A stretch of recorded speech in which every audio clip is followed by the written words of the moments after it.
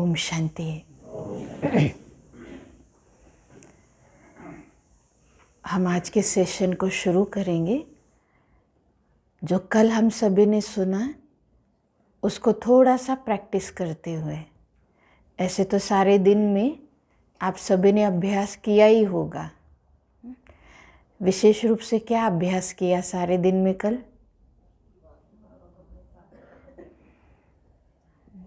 क्या अभ्यास किया? कुछ नहीं किया।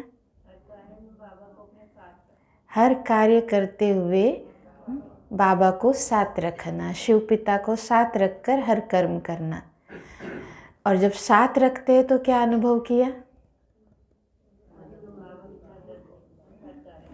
हर कार्य में उनकी मदद का अनुभव होता है। तो अभी हम थोड़ी देर के लिए साथ में लेकर तो आए हैं ना उनको, कि छोड़ कर आए हैं? साथ लेकर आए हैं। तो उनके साथ थोड़ा सा और अनुभव करते हैं, उनकी शक्तियों को, उनके प्रेम को और उनके वाइब्रेशंस को। चले।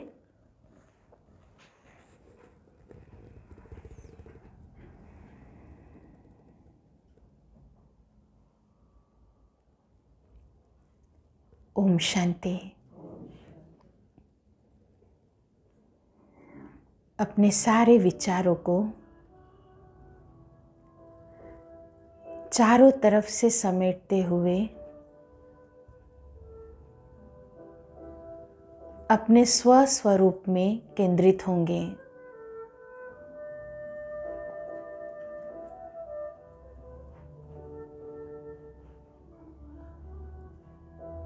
मेरा सत्य स्वरूप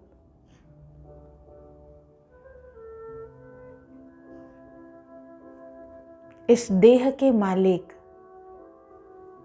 मैं आत्मा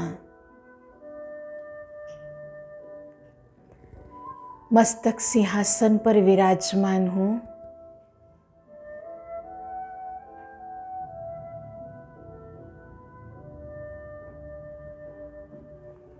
एकाग्र चित्त होकर स्वयं को देख रही हूँ।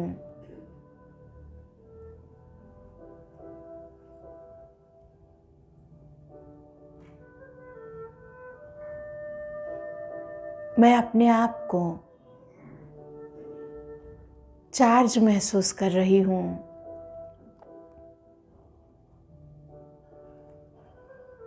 क्योंकि कल सारा दिन स्वयं सर्वशक्तिवान साथी बनकर मेरे साथ थे।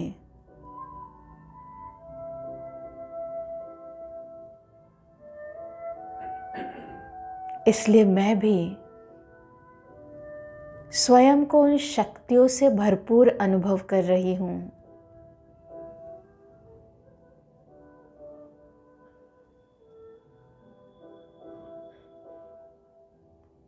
मेरे सच्चे साथी, सच्चे दोस्त, मेरे माता और पिता, प्यारे शिव पिता हर पल मेरे साथ थे और अभी भी साथ हैं।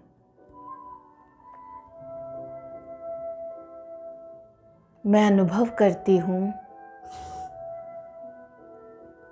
कि मैं उन्हें याद करती हूँ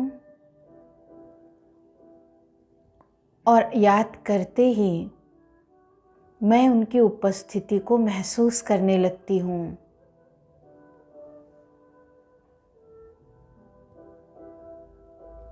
वो अभी भी छत्र छाया बनकर मेरे मस्तक के ऊपर स्थित हैं।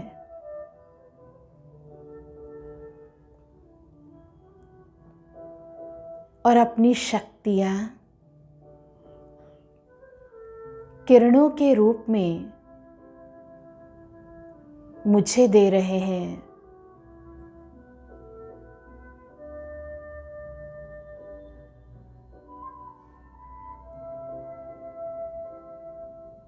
उनके छत्र छाया में मैं अनुभव कर रही हूँ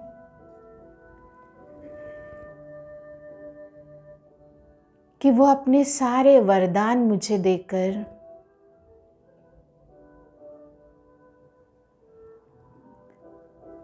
एक श्रेष्ठ जीवन जीने की प्रेरणा दे रहे हैं।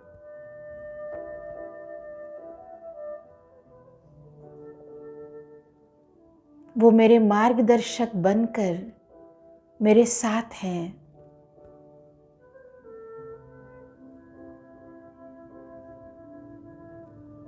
उनका साथ और उनकी समीपता मुझ आत्मा में एक दृढ़ विश्वास, एक उत्साह जागृत करता है।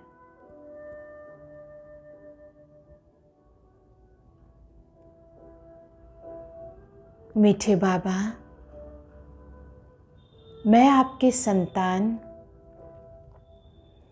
सदैव आपकी छत्र छाया में हूँ।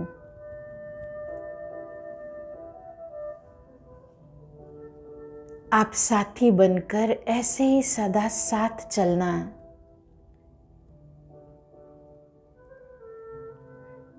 शुक्रिया मेरे बाबा, शुक्रिया।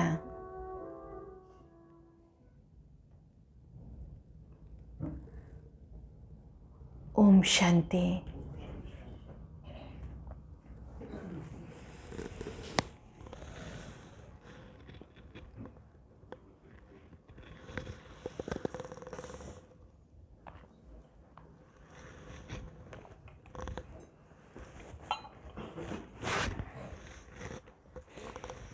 आज का हमारा विषय जो बहुत ही सुंदर है, गॉड्स ब्लेसिंग्स एंड पावर्स। उस परमात्मा शक्ति की शक्तियाँ कौन सी है, उनकी दुआएं क्या हैं और उनको कैसे प्राप्त करें। क्योंकि सबसे महत्वपूर्ण जीवन में हम क्या समझते हैं, दुआएं बहुत ज़रूरी है। इसलिए जब कोई परिस्थिति आती या कोई भी ऐसी बात हो, किसी से हम मिलते हैं तो क्या कहते, बस ये हमारे लिए दुआ करना, यही होता है, हमारे मुख से निकलता है। क्योंकि हम इस बात को अच्छी तरह जानते हैं कि जो दुआएं हैं वो लिफ्ट का काम करती हैं और दुआएं हमें हर समस्या से बाहर निकालने का एक बहुत अच्छा माध्यम होती हैं।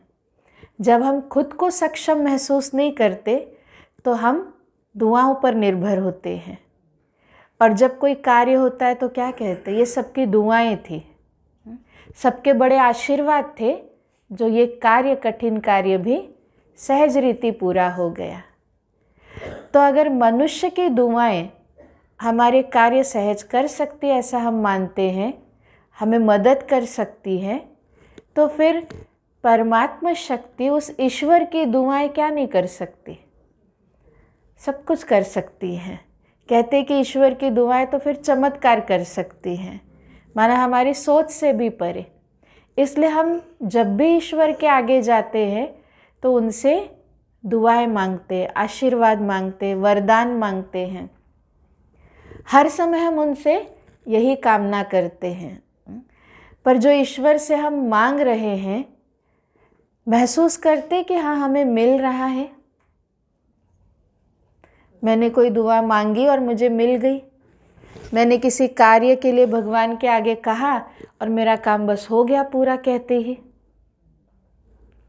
कई बार लगता है कि हाँ कहा और पूरा हो गया, और अक्सर महसूस करते हम कहते रहते, जब तक काम नहीं होता कहते रहते, याद दिलाते रहते हैं भगवान को कि ये काम करना है।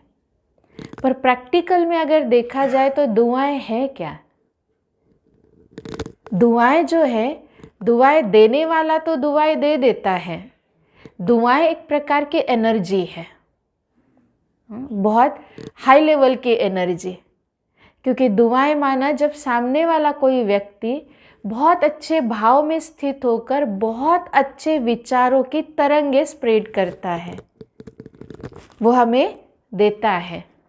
पर सामने वाले ने दुआएं तो दी, बहुत अच्छी वेव्स भी भेजी, बहुत अच्छे स्थिति में रहकर बहुत अच्छे श्रेष्ठ संकल्प किए, विचार किए, पर देने वाले ने दिया, पर अगर मैंने रिसीव नहीं किया तो क्या उन दुआओं का असर होगा? तो जितना देने वाला महत्वपूर्ण है उतना ही रिसीवर भी उतना ही महत्वपूर्ण है। तो देने वाला दे रहा है, पर क्या मैं उसे जिस रीति लेना चाहिए, उसे जीवन में अपनाना चाहिए, उसका जिस रीति यूज़ करना चाहिए मैं यूज़ कर रही हूँ?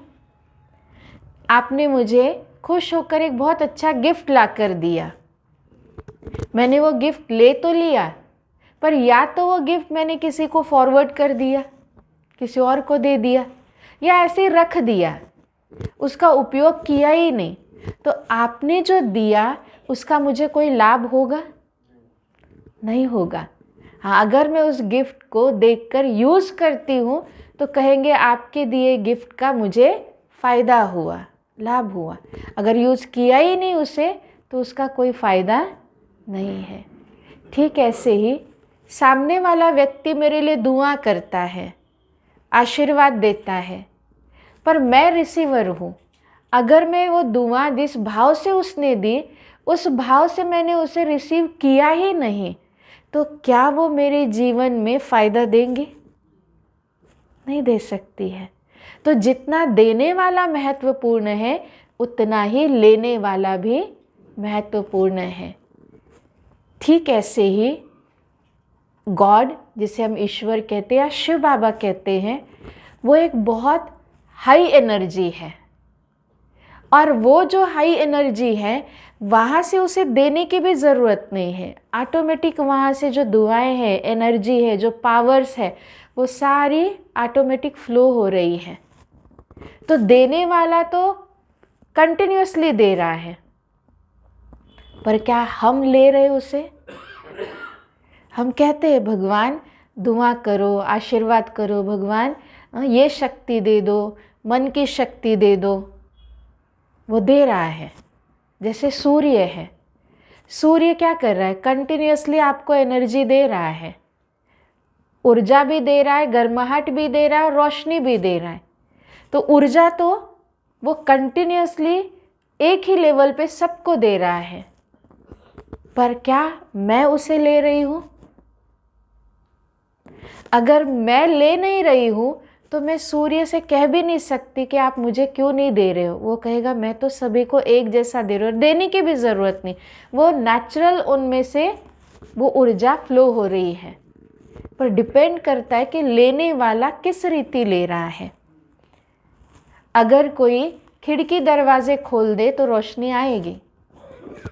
अगर कोई बाहर जाकर थोड़ा सा धूप में खड़ा रहे तो वो एनर्जी उसको बॉडी में मिलेगी। उसके बॉडी में जो भी किसी प्रकार की बीमारी, डिजीज़ होगी, कोई भी जर्म्स होंगे, वो क्या हो जाएंगे? ख़त्म हो जाएंगे, और वो हेल्दी होता जाएगा, फिज़िकली चार्ज होगा, उसका इम्यूनिटी सिस्टम स्ट्रांग होगा।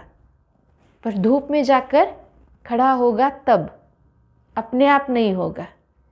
कोई हो सकता है सोलार सिस्टम लगा ले और फिर उससे दूसरे बहुत सारे कार्य भी कर ले।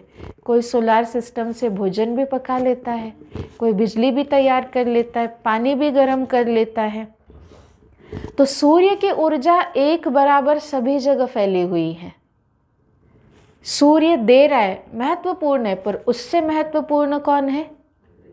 लेने वाला। रिसीवर बहुत ज़रूरी है कि वो किस रीति उसे ले रहा है।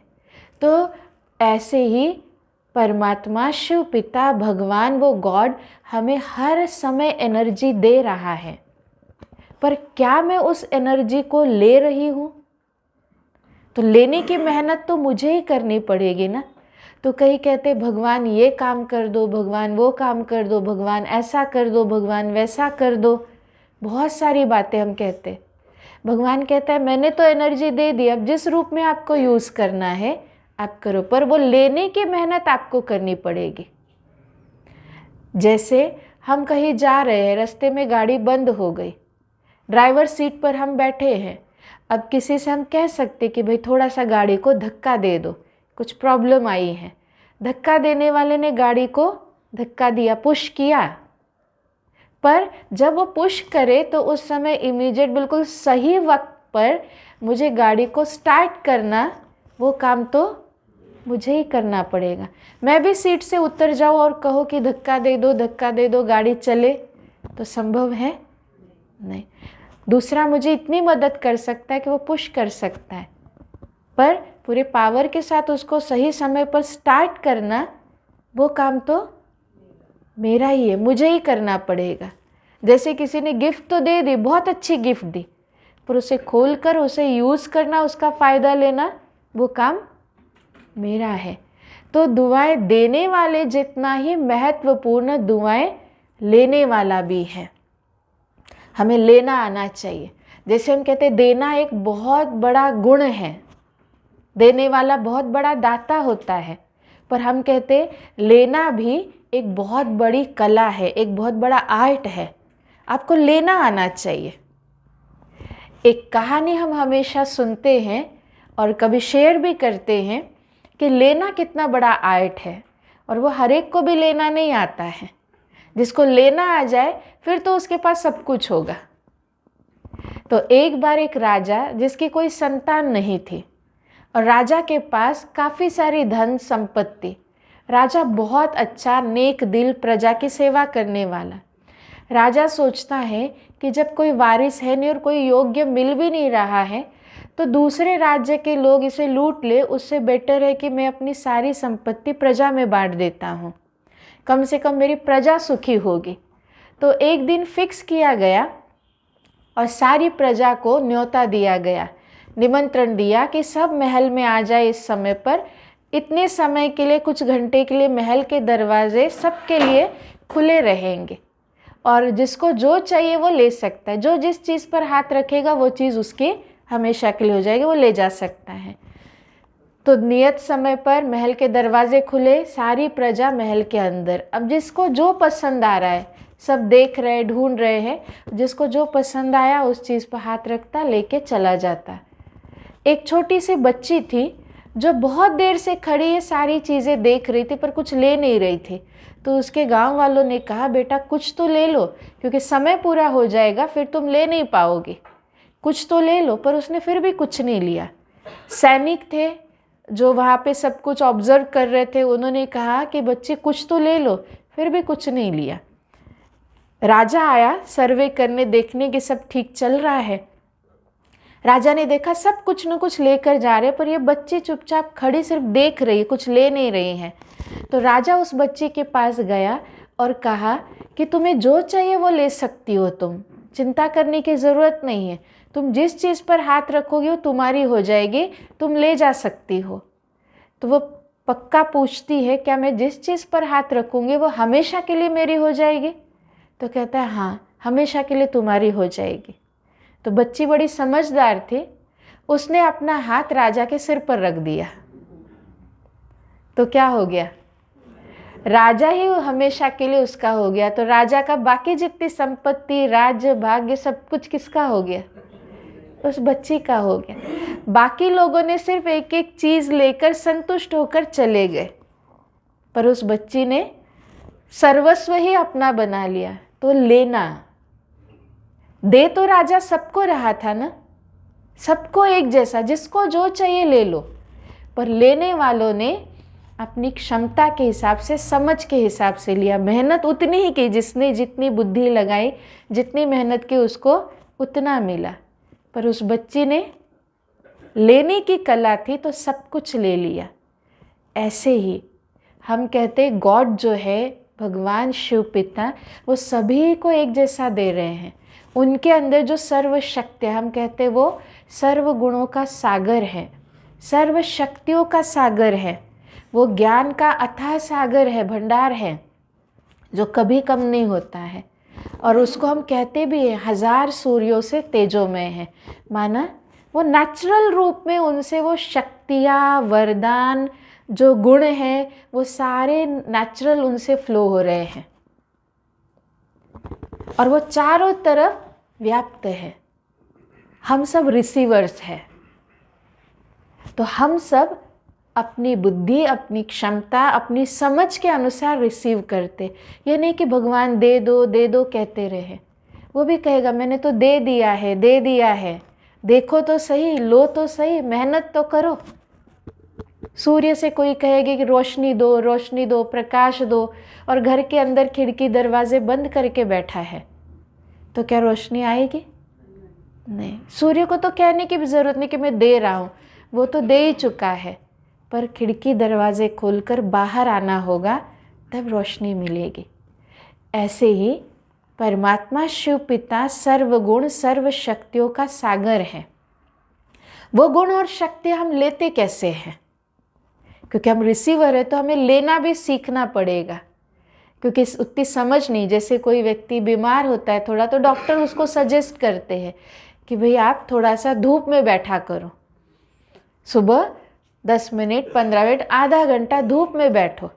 तो धूप में बैठेंगे तो आपको पता भी नहीं चलेगा आपके शरीर की कौन कौन सी बीमारियां अंदर से ठीक हो रही है। पर उस व्यक्ति को डॉक्टर ने तो क्या किया, उसके कष्ट हरने के लिए उसको राय दी, उसको तरीका बताया। हम डॉक्टर को कहेंगे अगर हम धूप में बैठे बीमारी ठीक हुई, ये डॉक्टर बहुत अच्छा है, ये असली मेरा दुख हरता है, मेरे दुख हर दिए इन्होंने। पर प्रैक्टिकल क्या डॉक्टर दुख हरता है? वो सिर्फ दुख हरने का रास्ता बताते। उन्होंने कहा आप धूप में बैठो, पर बैठने का कार्य किसको करना है? हमें खुद को करना है। डॉक्टर ने हमको मेडिसिन दी कि भाई आपको ये तकलीफ है, ये मेडिसिन है। हम मेडिसिन लाकर लेकर बैठ गए, उसको हमने मेडिसिन खाई नहीं, तो क्या उसका असर होगा? हम भगवान को याद दिलाते रहते, भगवान आप तो दुख हरता हो, सुख करता हो, आप तो सबके दुख हरने वाले हो, तो मेरे भी दुख हर दो। तो वो दुख हरता सुख करता पक्का है, वो बहुत अच्छा डॉक्टर है। पर डॉक्टर का काम क्या है? आपको राय देना, प्रिस्क्राइब करना, आपको दवाई देना। पर उस दवाई को खाना, उनका बताया गया प्रिकॉशन फॉलो करना, परहेज करना, वो काम किसका है? वो हमारा है। तभी तो हम स्वस्थ होंगे। दवाई दी उन्होंने, हमको बहुत सारे परहेज बताए, पर हमने ना दवाई की खाई और न ही परहेज को फॉलो किया, और हम कहे डॉक्टर अच्छा नहीं है, तो क्या ये राइट है? नहीं। तो कई बार हम लोगों को देखते हैं, कहीं भी भगवान के आगे कोई मन्नत रखते, पूरी नहीं होते, कहते यहाँ पे वो शक्ति नहीं है इस स्थान में, तो दूसरा रास्ता पकड़ते हैं कि शायद यहाँ नहीं तो यहाँ से मिलेगा। फिर वो स्थान छोड़ देंगे, फिर तीसरा रास्ता अपनाएंगे, यहाँ से भी नहीं मिला, कुछ लोग कहते हैं यहाँ जाने से प्राप्ति हो जाएगी, उस स्थान पर चले जाते हैं। पर प्रैक्टिकल में किसी भी स्थान पर कुछ नहीं है, किसी व्यक्ति में कुछ नहीं है, शक्ति तो वो दे रहा है, पर लेना हमारा काम है। तो वो लेने की कला हमें सीखनी होगी, और मुझे ये भी समझना होगा कि वो प्रैक्टिकली देता क्या है। जैसे सूर्य है, सूर्य आपको ऊर्जा देता है और साथ में रोशनी देता है, तो आप उससे जितनी चाहिए ऊर्जा ले लो, जितना चाहिए उससे प्रकाश ले लो। वो आप उससे ऊर्जा लेंगे, प्रकाश लेंगे, धूप में बैठेंगे, तो आपके शरीर की काफ़ी कुछ बीमारियां ठीक होंगे, आपके अंदर विटामिन डी बढ़ जाएगा, जिससे आपकी बहुत सारी कमज़ोरियां है, जो तकलीफ़ है, वो कम हो जाएंगे। पर अगर मैं सूर्य से कहूँ कि सूर्य तुम मेरी बीमारी ठीक करते हो, तो तुम मेरे मन को भी ठीक कर दो।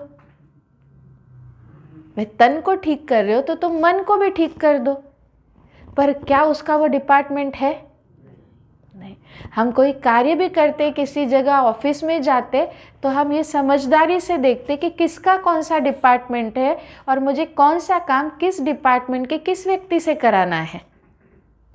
गए हेल्थ डिपार्टमेंट में और हम काम कराना चाहते हैं अपना ज़मीन का, बिल्डिंग का, तो संभव है?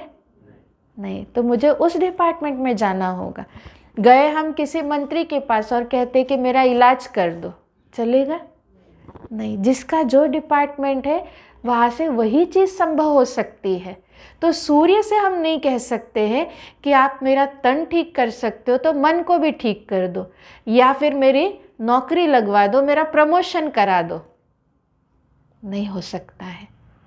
ऐसे ही मुझे पता होना चाहिए कि जिस भगवान को हम याद करते, जिसके आगे हर समय कुछ न कुछ हम डिमांड करते रहते, वो हमें क्या देता है, क्या दे सकता है, और मुझे उससे क्या चीज़ें लेकर फिर अपने जीवन में बहुत सारे परिवर्तन करने, जो चाहिए वो प्राप्त करना है। उनका डिपार्टमेंट कौन सा या उनके पास क्या है? तो हम कहते हैं कि वो सर्व गुणों का सागर है, वो सर्व शक्तियों का सागर है, वो ज्ञान का सागर है। हम कहते हैं ना, ocean of love, ocean of peace, ocean of knowledge. इसलिए भगवान के आगे हम जब भी खड़े होते हैं, हाथ जोड़ते हैं, तो सबसे पहले हमारी मांग कौन सी होती है? सुख शांति। या फिर हम कहते हैं, भगवान, हे प्रभु, सत बुद्धि दो, सत ज्ञान दो। सबसे पहले क्या मांग करते हैं? सत ज्ञान दो। हम कहते अस्तो माँ सद्गमय तमसो माँ ज्योतिर्गमय। हे भगवान, मुझे अज्ञान अंधकार से ज्ञान प्रकाश की ओर ले चलो। क्योंकि हमें पता है कि ज्ञान ही वो शक्ति है जिससे हम बाकी सारी चीज़ों को ठीक कर सकते हैं। तो इसलिए ईश्वर से कितना भी बुद्धिमान व्यक्ति हो, दुनिया की कितनी भी नॉलेज उसके पास हो, पर मांगता क्या है? ज्ञान। सत बुद्धि, सत विवेक, सत ज्ञान दो, वो हमें चाहिए। क्योंकि अगर मुझे समझ आ गई, ज्ञान आ गया, तो मैं उसके लिए कार्य करके, मेहनत करके उन चीज़ों को ठीक कर सकती हूँ। गाड़ी बंद हो गई, किसी ने धक्का दे दिया, उसका काम खत्म। अब गाड़ी को सही रास्ते पर ले जाना, आगे बढ़ना, उसको डायरेक्शन देना, ये मेरा काम है। ये कार्य मुझे ही करना पड़ेगा, वो व्यक्ति नहीं करेगा। वो जितना कर सकता था उसने आपको धक्का दिया। हम कहते उसने धक्का दिया इसीलिए गाड़ी चली। दोनों बराबरी पे मेहनत करते। धक्का देने वाला, पुश करने वाला ज़रूरी है, पर उसके साथ साथ आप गाड़ी चला रहे हो, आप जो मेहनत कर रहे हो वो भी ज़रूरी है। ठीक ऐसे ही परमात्मा शक्तियाँ, उनका आशीर्वाद रूप में कहे, वरदान रूप में कहे, और उनके गुण, वो हमें सर्वप्रथम ज्ञान के रूप में प्राप्त होते हैं। जो उनसे ज्ञान, जो समझ मिलती है, फिर हम अपने आप को डायरेक्शन देते हैं, जिसका हम बहुत सिंपल से उदाहरण के रूप में समझ सकते हैं।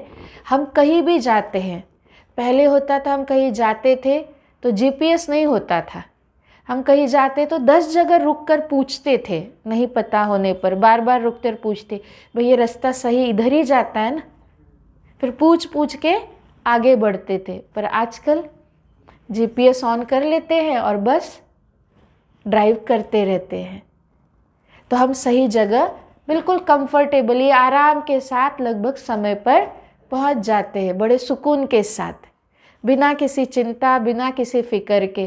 क्योंकि वो जीपीएस हमें बताता है यहाँ भीड़ है, यहाँ ट्रैफिक जाम है, आप यहाँ से नहीं, ये दूसरा रास्ता पकड़ लो। वो सारा समय हमें बताता रहता है कि इतना मीटर आगे जाओगे तो ये मोड़ आएगा, तो इतने मीटर पे मोड़ लेना। पहले से ही सब हमको मैसेजेस मिलते रहते, हम सही पहुँच गए। तो क्या हम कहेंगे कि जीपीएस ने मुझे यहाँ पहुँचा दिया? जीपीएस ने पहुँचाया? तो जीपीएस ऑन करते तो जीपीएस उड़ा के ले आता, गाड़ी की ज़रूरत ही क्या थी? जीपीएस ने नहीं पहुँचाया। पहुँचे तो आप ड्राइव करके, गाड़ी चला के आप पहुँचे हो, मेहनत आपने की। जीपीएस ने क्या किया? आपको सिर्फ डायरेक्शन दिया, आपको ज्ञान दिया, पर तय तो आपको ही करना है, मेहनत तो आपको ही करना है। तो भगवान क्या है? भगवान हमें क्या देता है? वो भी जीपीएस देता है, हमें मार्ग बताता है, पर मेहनत आपको करनी है। भगवान से हम कहते भगवान हमें सुख दो, शांति दो, तो वो रास्ता तुरंत बताता है कि ऐसे चलो, ये करो, इस तरह से मन को मोड़ो, इस तरह मन को ये डायरेक्शन दो, इस चीज़ को फॉलो करो, इस रास्ते पर मत जाओ, ये चीज़ मत करो, इस बात का अटेंशन रखो। ये सब कुछ डायरेक्शन देता है। पर अगर मुझे सुख शांति चाहिए, उस लक्ष्य तक पहुंचना है, तो मुझे क्या करना होगा?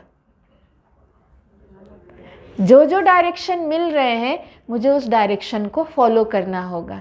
हमने गाड़ी में जीपीएस ऑन किया, जीपीएस हमें बता रहा है कि 100 मीटर पे जाके राइट मोड़ो।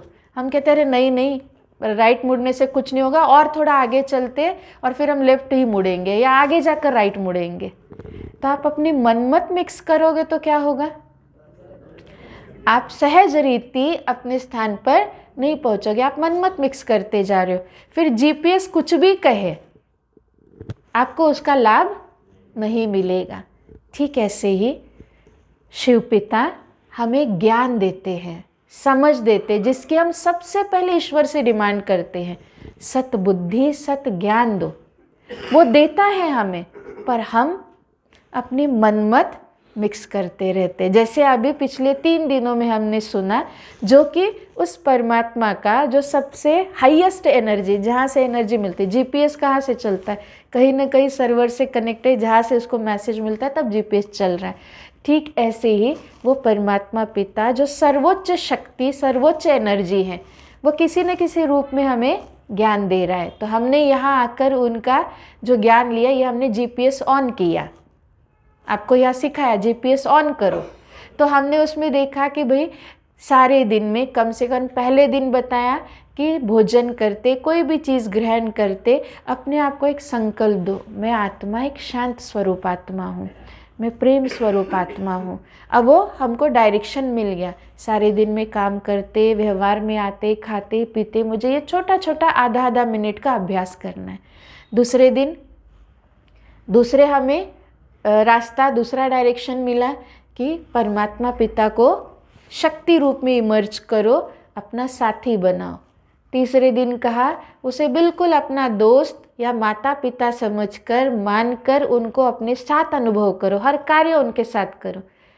तो ये क्या है? जीपीएस हमें डायरेक्शन दे रहा है। तो अगर हमें याद होगा, जीपीएस हमने ऑन करके रखा होगा, तो इमीडिएट, मतलब मैंने स्मृति में रखा है कि मुझे ये होमवर्क करना है, तो जैसे ही मुझे कोई बात विचलित करेगी, अशांत करने आएगी, तो मुझे तुरंत में ऑन है ना ये, तो तुरंत याद आए, नहीं मैं तो शांत स्वरूप आत्मा हूँ ना, मैं अशांत कैसे हो सकती हूँ? पर मैंने क्या किया? मनमत मिक्स कर ली उसके अंदर। डायरेक्शन ये मिल रहा है कि भाई ये चाहे कैसी भी परिस्थिति आए, पर आप एक शांत स्वरूप आत्मा है, आपको शांत रहना है। पर हम क्या कहते हैं? मनमत क्या मिक्स करते? अरे परिवार में रहते तो इतना तो होता ही है ना, ऐसा तो चलता ही है, इतना तो हम परफेक्ट है नहीं, घर परिवार में है, बिजनेस कर रहे हैं, थोड़ा तो ऐसा चल ही जाता है, करना ही पड़ता है, ऐसा तो हो ही जाता है। ये मैंने क्या किया? मनमत मिक्स करी। तो रिजल्ट क्या होगा फिर? डायरेक्शन के अनुसार सही जगह पहुंचेंगे, सही फायदा होगा, सही अनुभूति होगी? नहीं। तो वो जो डायरेक्शन हमें दे रहे, कल हमने आपको कहा था कि अगर मैं कोई बात उनसे कह रही हूँ और वो मुझे रिस्पॉन्ड कर रहे उसका, तो मुझे कैसे पता चलेगा कि मेरी कही बात का ये रिस्पॉन्स मुझे मिल रहा है? तो वो हमें जो शिव पिता परमात्मा है, जो गॉड है, वो हमें जीपीएस यानी क्या देता है? सबसे पहले जी यानी ज्ञान, वो हमें ज्ञान देता है, नॉलेज देता है, जो ज्ञान हम यहाँ सुनते हैं। ये सबसे इम्पॉर्टेंट चीज़, इस ज्ञान को ही समझकर सारे दिन में हम उसे फॉलो कर सकते हैं, यानी उनके दिए गए डायरेक्शन पर चलकर हम सही मंजिल तक पहुंच सकते हैं। दूसरा पी यानी वो प्यार देते हैं। परमात्मा प्यार, यानी जब हम उन्हें याद करते हैं तो वो प्यार का सागर है। दूसरा, हम गॉड को याद करते हैं हमेशा, तू प्यार का सागर है, तेरे एक बूंद के हम प्यासे हैं। मतलब एक बूंद भी उसकी इतनी पावरफुल है कि हम पूरी तरह से प्यार में सराबोर हो सकते हैं। तो वो जब भी हम याद करते हैं तो वो उपस्थित ज़रूर होता है, हमें एहसास नहीं होता, यानी दिखता नहीं है प्रैक्टिकल कि वो दिखे हमको, पर महसूसता ज़रूर होती है। किसी अच्छे स्थान पर गए हैं, वातावरण शुद्ध है, तो हम जो ऑक्सीजन ले रहे हैं, श्वास ले रहे हैं, हमें महसूस होता है ताजगी का। ठीक ऐसे ही परमात्मा को मैंने याद किया, शिव पिता को, वो हाजिर है, तो मुझे कहीं ना कहीं उसकी थोड़ी या बहुत, वो डिपेंड करता है कि मेरी मन की स्थिति उस समय ग्रहण करने की कैसी है, मुझे वैसा अनुभव होता है। उनका प्यार हमें मिलता है। और एस यानी शक्ति, वो हमें क्या देते हैं? शक्ति देते, पावर देते हैं। पर सबसे ज़रूरी, सबसे इम्पॉर्टेंट है ज्ञान। तो जो ज्ञान हम यहाँ उसको कहते हैं कि हम डेली उनका ज्ञान, जिसको हम मुरली शब्द कहते हैं, हम मुरली सुनते हैं। मुरली क्या है? उनका डायरेक्शन है। वो हमें सारे दिन में कैसे चलना है, क्या करना है, कौन सी बातें आ सकती, उन परिस्थितियों में कैसे मन को स्टेबल रखना या कैसे सशक्त बनाना है, वो सारे रास्ते, वो सारे डायरेक्शन वो हमें देते हैं। तो अगर हम रोज़ सुबह थोड़ा सा समय निकालें और ये आध्यात्मिक ज्ञान की बातें हम सुने, तो हमारा सारा दिन ऑटोमेटिक बहुत अच्छा चलता है, क्योंकि सुबह सुबह सारे डायरेक्शंस मिल गए। फिर गाड़ी को हमने चलाना चालू किया, तो जो हमने सुबह फीडिंग दी अपने आप को, ये ज्ञान फिर सारा दिन हमें रास्ता दिखाता रहता है, याद दिलाता रहता है कि ये करना है, ये हो रहा है, ये नहीं करना है, इस तरह सोचना है, ये बात मन में आ रही, नहीं सोचना है। सुबह सुबह अच्छी फीडिंग देना बहुत ज़रूरी होता है। जैसे आप सुबह सुबह अगर कोई ख़राब चीज़ खा ले, बासी चीज़ खा ले, तो सारा दिन क्या होगा? आप हेल्दी बने रहेंगे? नहीं, आप अनहेल्दी बने रहेंगे। आपको गैस, एसिडिटी होगी, सिर दर्द होगा, अनईजी लगेगा, पेट दर्द होगा ये सारा चीज़, क्योंकि अनहेल्दी चीज़ें आपने खा ली है। और सुबह सुबह हेल्दी फूड ले लिया तो सारा दिन कुछ न भी मिले तब भी आप कार्य करते रहेंगे। जैसे तन को हेल्दी फूड आवश्यक है, ऐसे ही मन को भी हेल्दी फूड ज़रूरी है। तो हमने देखा था स्टार्टिंग में, सेकेंड डे पे हमने सुनाया था, आत्मा रूपी ड्राइवर का भोजन क्या है? विचार है। तो इसे हेल्दी फूड देना अर्थात अच्छी ज्ञान की फीडिंग देना। हम क्या सोचते हैं कि सारे काम हो जाए, सब फुर्सत हो जाए, फ्री हो जाए, फिर ये ज्ञान ध्यान के लिए टाइम निकालेंगे रात के समय। और सुबह सुबह हमारी दिनचर्या कैसे शुरू होती है? या तो न्यूज़पेपर से, या तो मोबाइल से, या तो टीवी से। न्यूज़पेपर में जो भी न्यूज़ होती हैं, टीवी में जो भी न्यूज़ आती है, वो कोई बहुत अच्छी खबरें, भले कहते ताज़ा खबर, पर ताज़ी कोई भी होती है जो ताजगी ला दे? वो सारी खबरें कौन सी होती हैं? बासी खबरें होती है, जो मन को ताज़ा तो नहीं करती है पर ताजगी को ख़त्म ज़रूर करती हैं। तो हम सुबह सुबह अपने आप को कौन सा फूड दे रहे हैं? बासी खाना दे रहे हैं, बासी फूड दे रहे हैं, तो सारा दिन हेल्दी कैसे बने रहेंगे फिर? तो मन भी सारा दिन अनहेल्दी रहता है, दुखी, परेशान, अशांत, चिड़चिड़ा, छोटी छोटी बात में इरिटेट होना। क्यों? क्योंकि ये सुबह सुबह जो इसे फूड दिया ना, उसका प्रभाव है। इसलिए यहाँ हम सीखते हैं कि सुबह सुबह की अपनी शुरुआत करो उस परमात्मा पिता की याद से, और फिर उसके बाद उनके दिए गए ज्ञान को सुनकर और फिर अपनी दिनचर्या की शुरुआत करो। सुबह सुबह अच्छी फीडिंग दे दी तो फिर ये जो फीडिंग है सुबह की, जिसको हम कहते हैं सुबह मुरली सुनना, 1 घंटा, आधा घंटा टाइम निकालकर कुछ ईश्वरीय महावाक्य, अच्छी बातें सुनना, वो सुबह का आधा 1 घंटा जो आपने निकाला, वो आपके 23 घंटे को चार्ज रखेगा, आपको किसी भी कीमत पर डिस्चार्ज नहीं होने देगा। तो ये है उनकी ब्लेसिंग। वो ब्लेसिंग कोई ऐसे तो नहीं करेगा, सामने आके आशीर्वाद देगा कि हाँ आप जो कह रहे हो तथास्तु।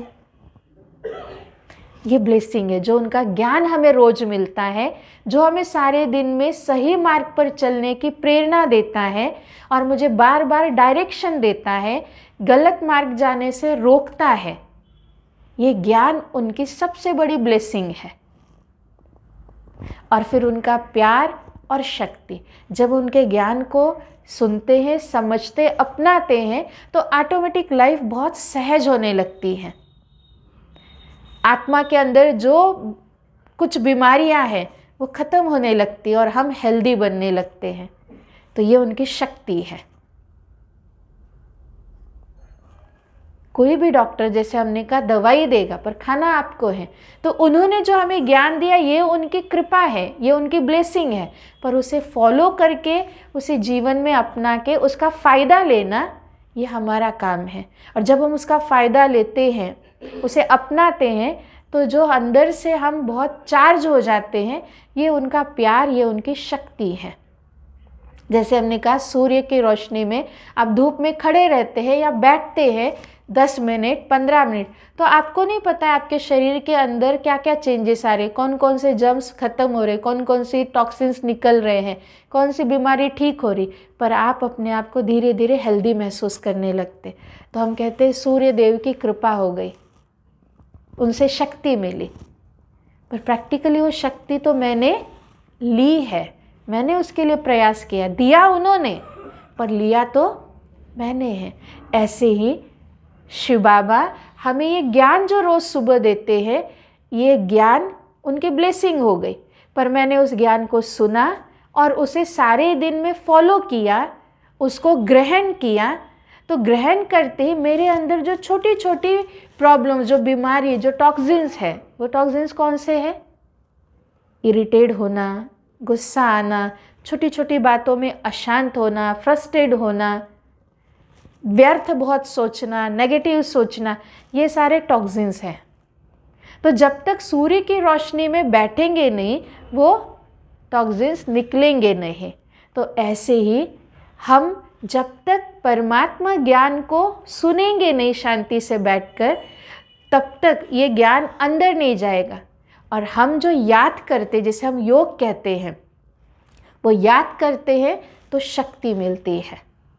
तो ज्ञान और योग दो चीज़ें बहुत ज़रूरी है। ज्ञान अर्थात जो हम सुन रहे, समझ रहे, और हम परमात्मा पिता को दिल से याद कर रहे हैं, तो वो है योग। और योग के लिए कोई हमें अलग से बैठने की भी ज़रूरत नहीं है। योग यानी याद करना। तो याद तो आप चलते फिरते, उठते बैठते कर सकते हो, कार्य करते कर सकते हो। और याद क्या है? यानी मैंने इधर से उन्हें याद किया, उनका चिंतन किया, तो मेरी याद करती एक फ्रीक्वेंसी निकली, और मेरी जो फ्रीक्वेंसी निकली वो उनकी फ्रीक्वेंसी से जाकर मैच हो गई।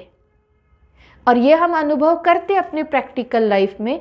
जैसे मान लीजिए आप किसी को, अपने प्रियजन को याद करते हो, आप बैठे दूसरे देश के कोने में हो, और जिसे याद कर रहे वो देश के दूसरे कोने में है, पर आपने याद किया उन्हें, बहुत दिल से याद किया, और आपको फिर महसूस होता है, चाहे वो आपका बच्चा ही है, कोई बहुत नज़दीक है, तो आपको तुरंत फीलिंग आती है। आप कहते मुझे ऐसे फीलिंग आ रही है कि कुछ ठीक नहीं है उसके साथ, मुझे अंदर में ऐसी फीलिंग आ रही है कि कुछ तो गलत है, या तो उसकी तबीयत ठीक नहीं है, या तो वो परेशान है।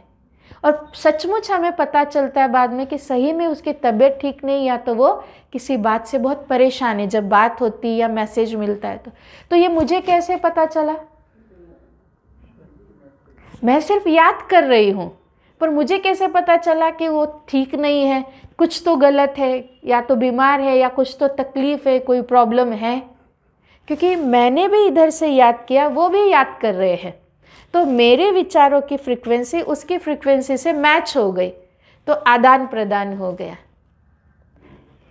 हम कोई भी चीज़, जैसे पुराने ज़माने में हम टीवी देखते थे, तो हम क्या करते थे, उसकी ट्यूनिंग और सेटिंग करते थे, तो उसकी फ्रीक्वेंसी एंटीना लगाते थे, एंटीने को भी घुमाते रहते और नीचे स्विच भी घुमाते रहते थे। वो सामने ऊपर कोई गया उसको कहते थे हाँ घुमाओ घुमाओ, हम भी इधर से बटन घुमाते, हाँ हाँ आ गया आ गया। आजकल सिस्टम एडवांस हो गया, तो हम स्विच से बटन दबाते हैं, फ्रीक्वेंसी मैच करते हैं, जो चैनल चाहिए वो हम बटन दबाते हैं, नंबर दबाते हैं, तो वो फ्रीक्वेंसी मैच होती है और वो चीज़ें दिखना चालू होती है। जब तक वो मैच नहीं करेगी फ्रीक्वेंसी, तब तक हम देख भी नहीं सकते, सुन भी नहीं सकते।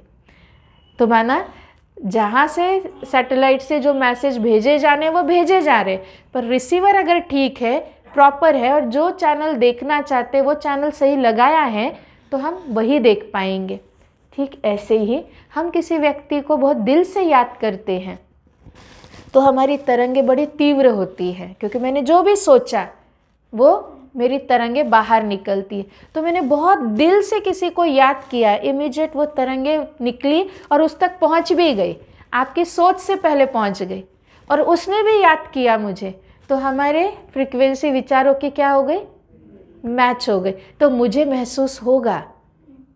इसलिए कितनी भी दूर बैठे हमें फीलिंग्स आती है, महसूस होता है। कई बार लगता है कि ये कुछ तो गड़बड़ होने वाला है, मुझे ऐसे फीलिंग आ रही है, और कुछ न कुछ हो जाता है।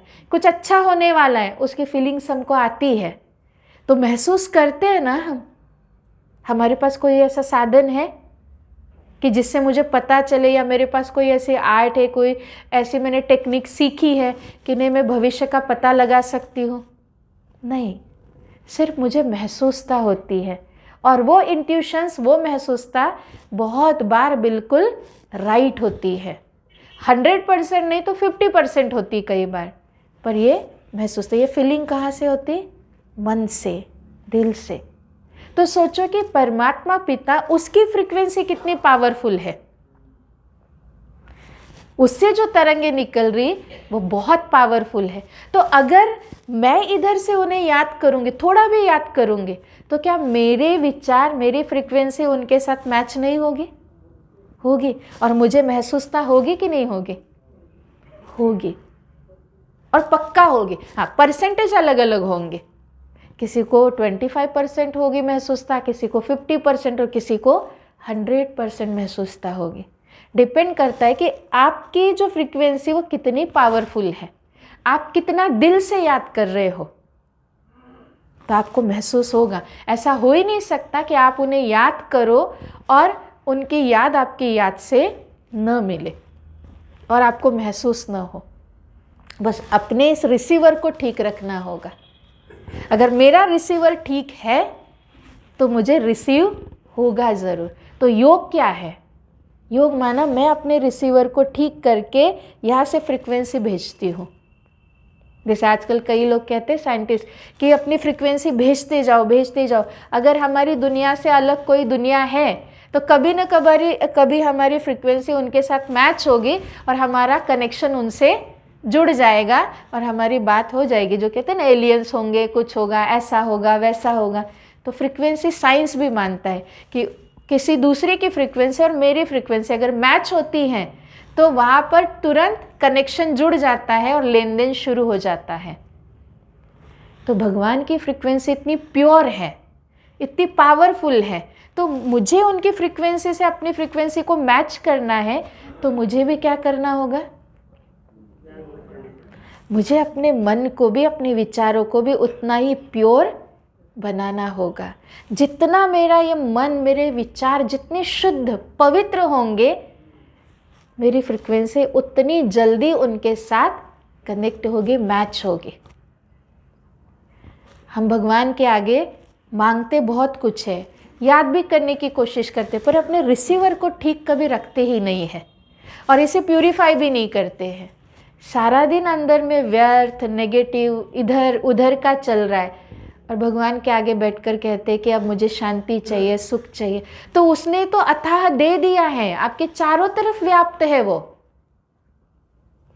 सिर्फ आपको लेना है। तो उसके लिए पहले अपना रिसीवर पावरफुल बनाओ। और वो पावरफुल कैसे बनेगा? ये जितना शुद्ध होगा, जितना प्योर होगा, उतना पावरफुल होगा। तो हमें दो चीज़ें सीखनी होंगी, ज्ञान और योग। जो प्रैक्टिकली वो दे रहा है बस उसे रिसीव करना है। तो ज्ञान क्या करेगा? ज्ञान हमें समझ देगा और किसी गलत रास्ते पर जाने नहीं देगा। होने वाली गलतियों से, होने वाले विकर्मों से कहे, वो हमें बचाता है। और योग क्या करता है? जो मैं उनको याद करती हूँ, फ्रीक्वेंसी मैच होती है और बस वहाँ कनेक्शन जुड़ जाता है और फिर वहाँ से वो शक्ति, जो प्यार चाहिए, शक्ति चाहिए, फिर मुझे चाहे सहन करने की शक्ति चाहिए, किसी बात को समाना है मुझे, फैमिली में रहते हम, समाज में रहते, तो सहन करने की ताकत भी चाहिए होती, पर हम सहन नहीं कर पाते। कुछ बातों को समा के रखना होता है, समा नहीं पाते हैं। कुछ बातों को हमें परखना होता है, राइट टाइम पे राइट डिसीजन लेना होता है, पर ये सब चीज़ें हम कर नहीं पाते हैं।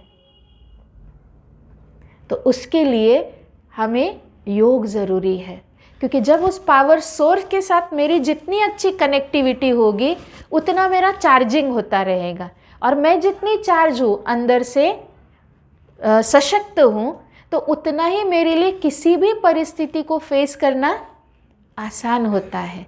ये नहीं कि भगवान आकर मेरी सहन शक्ति बढ़ाएगा, भगवान आकर मेरी समस्या को पार कराएगा, वो फेस करेगा, नहीं, वो मुझे सहन करने की ताकत, समझ, समस्याओं को फेस करने की ताकत, वो रास्ता, वो समझ वो देता है, वो सब कुछ बताता है। बस आपको बस थोड़ा सा रास्ते पर चलना होता है, जो बताया उसमें बिना मनमत मिक्स किए। तो इसलिए ज्ञान रोज़ सुनना ज़रूरी है, क्योंकि वहीं से हमें डायरेक्शन मिलते हैं। और याद करना ज़रूरी है, क्योंकि वहाँ से हम रिचार्ज होते हैं, चार्ज होते हैं, शक्ति मिलती है। और जब शक्ति है और समझ है तो कहीं भी जाना, किसी भी समस्या को फेस करना, किसी भी बात को सहन करना, किसी भी बात को समाना, किसी भी समय राइट टाइम पे राइट डिसीजन लेना हमारे लिए कठिन होगा, सब कुछ आसान होगा। और जब मैं राइट टाइम पे राइट डिसीजन ले रही हूँ, बातों को समझ भी रही हूँ, सहन करके भी अच्छी तरह चल रही हूँ, खुश होकर परिस्थितियों का सामना भी करने के लिए मैं बिल्कुल तैयार हूँ और करती भी हूँ, तो मेरे लाइफ में फिर अशांति, दुख, परेशानियाँ, ये शब्द रहेंगे, क्योंकि मैं खुद सक्षम हूँ, उससे शक्ति ले रही हूँ, सक्षम बनकर सब चीज़ों को मैं ही खुद हैंडल कर रही हूँ, ठीक कर रही हूँ। तो मतलब मैं मेडिसिन को खा रही हूँ तो बीमारी ठीक न हो, ऐसा होगा? नहीं होगा, सब कुछ ठीक होगा। तो हम ये नहीं कि भगवान आप ये ठीक कर दो, करना मुझे है, सिर्फ मुझे उनसे मेडिसिन लेना है, उनसे प्रिस्क्रिप्शन लेना है कि क्या करना है और कैसे करना है। तो इसलिए हमारे लिए ज़रूरी है, हमें रिप्लाई कहाँ से मिलता है, रिस्पॉन्ड कहाँ से मिलता है हमारी हर समस्या का, जो हम सुबह आध्यात्मिक ज्ञान, जिसे मुरली कहते हैं, वो सुनते हैं उससे। आपने अनुभव किया होगा इन 3 दिनों के अंदर भी जो बातें आपने सुनी, अगर थोड़ा भी आपने फॉलो किया है उसको सारे दिन में, सारा दिन भी नहीं तो बीच बीच में ही, तो आपको एक अलग शक्ति का, एक अलग पॉजिटिविटी का आपको खुद अनुभव हुआ होगा। तो अगर इतना सा करके भी हमें अनुभव हो सकता है, तो अगर हम थोड़ा समय निकाल कर रोज़ थोड़ा सा मेडिटेशन करें, उनको याद करें और उनके दिए ज्ञान को समझे, उसे अपनाएं, तो क्या हम जीवन में बड़े सुख, शांति के साथ अपनी जीवन यात्रा तय नहीं कर सकते? कर सकते आराम से। तो हमें भगवान को ये नहीं कहना है कि आप मेरी गाड़ी चलाओ, आप जीपीएस बनो, डायरेक्शन दो, गाड़ी हम चलाएंगे, पर उसको ऑन करना, उसमें लॉगिन करना या उसको साथ रखना, ये काम हमारा है। तो इसलिए हम थोड़ा समय ज़रूर निकालें। कहीं कहते रोज़ आना ज़रूरी है क्या, रोज़ करना ज़रूरी है क्या? क्यों ज़रूरी है समझ गए? सुबह अच्छी बातों की फीडिंग अपने आप को दीजिए, अनहेल्दी फूड मत खिलाइए। हाँ, आप न्यूज़ देखिए, मोबाइल देखिए, पर सुबह कुछ समय अच्छी फीडिंग देने के बाद दिन के समय में आप मोबाइल ज़रूर देखिए, टीवी भी देखिए, समाचार देखिए, दुनिया में रहते पता होना चाहिए, पर फर्स्ट अपना चार्जिंग बहुत पावरफुल करें, तो बाकी चीज़ों का फिर अगर पढ़ेंगे सुनेंगे तो भी उतना प्रभाव नहीं पड़ेगा। तो हमें उसके लिए कनेक्ट रहना होगा हमेशा। मुझे उनसे ज्ञान चाहिए, शक्ति चाहिए, मुझे लेना है, भरना है, तो कनेक्ट रहना होगा। आप जितना कनेक्शन में रहेंगे, प्रॉपर कनेक्ट होंगे, तो आपको कंटिन्यूशन में सब चीज़ें मिलती रहेंगी। आप डिसकनेक्ट हो जाएंगे तो आप चाह कर भी जो चाहिए वो प्राप्त नहीं कर सकते। तो कनेक्ट कैसे रहें? तो रेगुलर हम प्रयास करें, जैसे हमने कहा 5 दिन कम से कम कीजिए, आपको फ़ायदा अपने आप अनुभव होगा। आप जितना करेंगे उतना फ़ायदा अनुभव होगा। आपने प्रैक्टिस 100% की तो 100% फ़ायदा मिलेगा, 50% प्रैक्टिस की 50% फ़ायदा मिलेगा। और अगर आप कुछ नहीं करेंगे तो एटलीस्ट आप आएंगे तो यहाँ की एनर्जी तो एटलीस्ट आपको थोड़ी ना थोड़ी तो मिलेगी ही सही। तो हो सकता है शुरू में हमें बातें इतनी समझ न आए, इतना हम नहीं कर पाए, फिर भी हमें आते रहना चाहिए ताकि यहाँ की एनर्जी से एटलीस्ट कुछ न कुछ हम प्राप्त करके धीरे धीरे समझने के स्टेट पे आ जाए। हमें समझ नहीं आता हम छोड़ देते, बिल्कुल नहीं, आते रहिए, शक्ति लेते रहिए, यहाँ से समझ अपने आप बढ़ती जाएगी। तो मोस्ट इम्पॉर्टेंट है उससे कनेक्ट रहना, अपना रिसीवर ठीक रखना और कनेक्शन प्रॉपर रखना। एक बहुत प्रैक्टिकल उदाहरण आप सभी को बता रही हूँ, है मज़े की बात पर बहुत सीखने की बात है कि कैसे कनेक्शन रखना ज़रूरी है। जब आप कनेक्ट रहते तो कैसे सुरक्षित रहते हैं। आपने देखा होगा गांव में अगर आप रहे होंगे, थोड़ा समय व्यतीत किया होगा, तो गांव में लोग मुर्गी पालते हैं, है ना, मुर्गियाँ पालते हैं। तो आपने देखा होगा जब मुर्गियाँ, जब छोटे छोटे चूजे होते तो उनकी संख्या बहुत होती है, 15-20 होते हैं। जब अंडे से निकलते तो 15-20 चूजे होते, पर वो चूजे बड़े होकर मुर्गी बनते तक 1 या 2 ही बस बचते हैं, बाकी सब कुत्ता बिल्ली चील सब खा जाते हैं। कारण क्या होता है, कभी नोटिस किया होगा आपने, नहीं किया हो तो कभी गांव में जाओ तो नोटिस करना। आजकल पता नहीं देखने मिले या न मिले, पर जब चूजे अंडे से निकलते तो 15-20 होते और उनकी खासियत होती है अंडे से निकलते ही दौड़ना चालू करते वो, और वो हमेशा अपनी माँ को फॉलो करते। पूरा झुंड एक साथ दौड़ेगा, मुर्गी जहाँ जाएगी सारे चूजे एक साथ। मुर्गी 2 काम करती है, माँ है ना, 2 काम करती है, बच्चों के लिए भोजन का इंतज़ाम करती है और दूसरा उनके सुरक्षा का ख्याल रखती है। मिट्टी हटाएगी, कोई स्थान ऐसा है वहाँ से चीज़ें हटाएगी तो बच्चे उसमें से दाना चुगते हैं। बच्चे दाना चुगने में व्यस्त है, पर माँ व्यस्त होती चारों तरफ देखने में। क्या देखती हैं, उसके दुश्मन कुत्ता बिल्लियाँ चील कुछ आसपास है तो नहीं। अगर उसे थोड़ा भी आभास होगा कुछ है तो मुर्गी को देखा होगा जोर जोर से वो चिल्लाने लगती है, आवाज़ करने लगती है और पंख फड़फड़ाती है। तो जो चूजे दाना चुग रहे होते हैं ना, वो दाना चुगना छोड़ते हैं और अपनी माँ के पास सारे आ जाते हैं, सिमट जाते एक जगह, और मुर्गी पंख फैलाकर उनके ऊपर बैठ जाती है।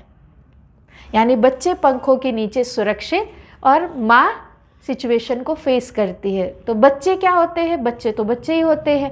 तो सामने दुश्मन बच्चों का है, पर वो चूजे जो होते हैं ना पंखों के नीचे भी खेलते रहते हैं, कुलबुलाते रहते हैं, क्योंकि उन्हें भय नहीं है, वो अपनी माँ के पंखों के नीचे सुरक्षित है। पर जब तक चूजे छोटे होते तभी तक फॉलो करते हैं, जहाँ माँ गई वहाँ दाना चुग भी रहे होंगे। अगर मुर्गी आगे गई तो दाना चुगना छोड़ के तुरंत अपने माँ के पास भागते और उसके इर्द गिर्द ही रहते हैं। पर जब वो चूजे थोड़े बड़े हो जाते हैं तो स्मार्ट हो जाते हैं।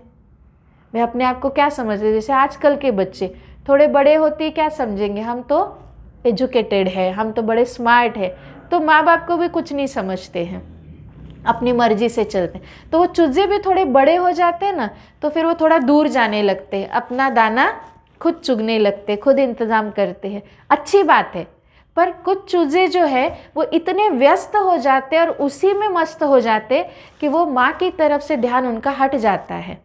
पर दुश्मन तो हर समय है आसपास, तो मुर्गी का ध्यान तो हर समय रहता है।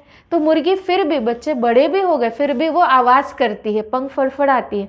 तो जो बच्चे माँ के साथ दाना चुगते भी कनेक्ट रहते कहीं ना कहीं, तो आवाज़ सुन के तुरंत दौड़कर वो माँ के पंखों के नीचे आ जाते हैं।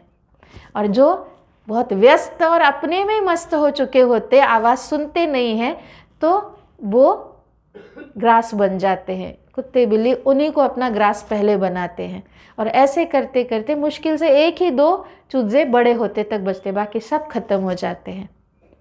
ठीक ऐसे ही हम सब भी बच्चे। पहले दिन हमने क्या कहा, हम कौन हैं, हम शिव बाबा के सब बच्चे हैं।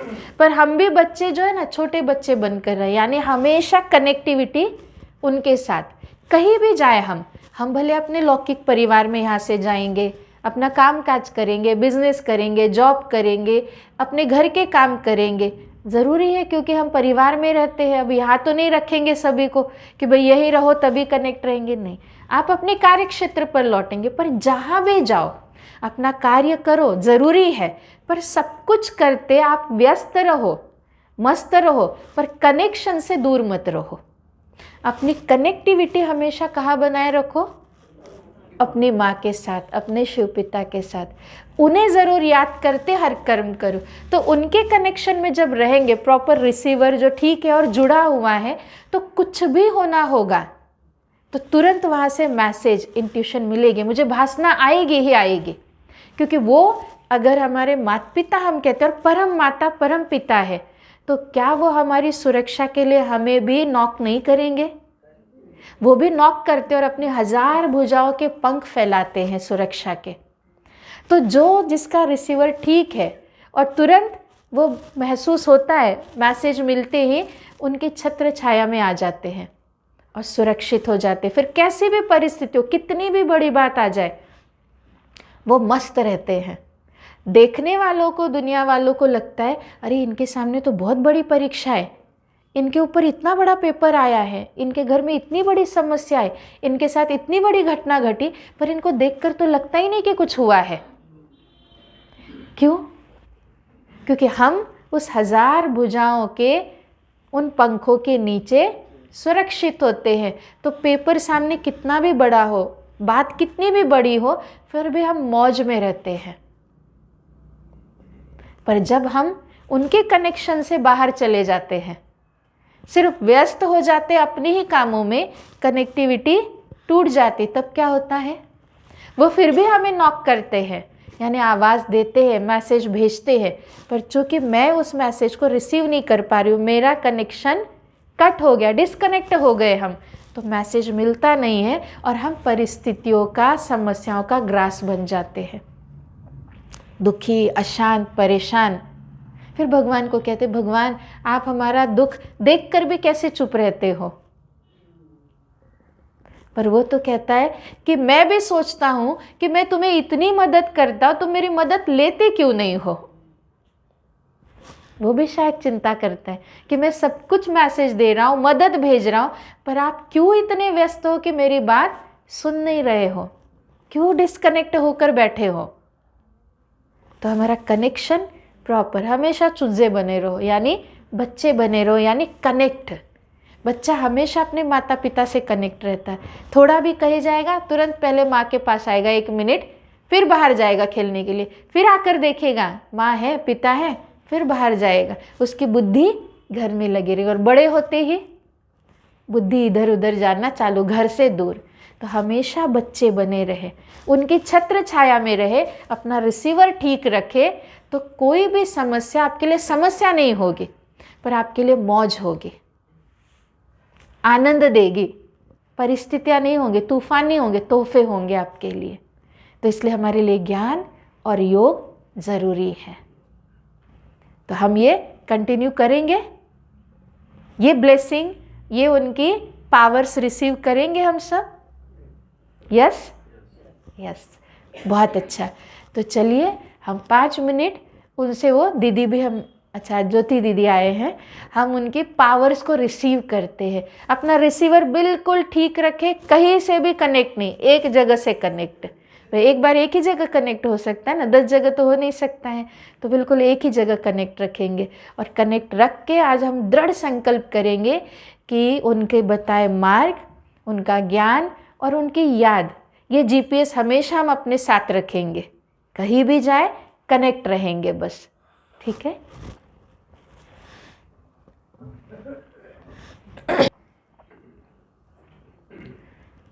ओम शांति। पूरी एकाग्रता के साथ अपने मन और बुद्धि को शांत कर ले।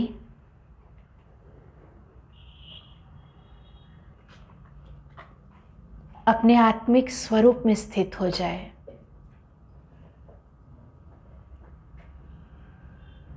विजुअलाइज करें मस्तक के बीच मैं आत्मा अपने बिंदु स्वरूप में चमकते हुए सितारे के रूप में स्थित हूँ।